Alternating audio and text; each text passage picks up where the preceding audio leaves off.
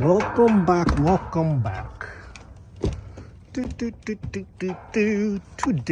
on Tacos, Motorcycles, and Real Estate, we are going to be doing some preventive maintenance at commercial property in Grand Prairie, Texas.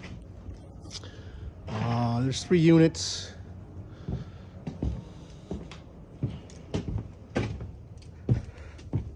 We always keep some extra ones on hand. Boom! Some air filters got to be changed out we do them every quarter. Keeps things nice and clean. They're very easy to change out. Bam. Take out.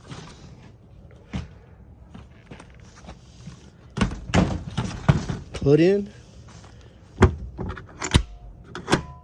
Boom, we're done. 1 down, 2 to go. All right.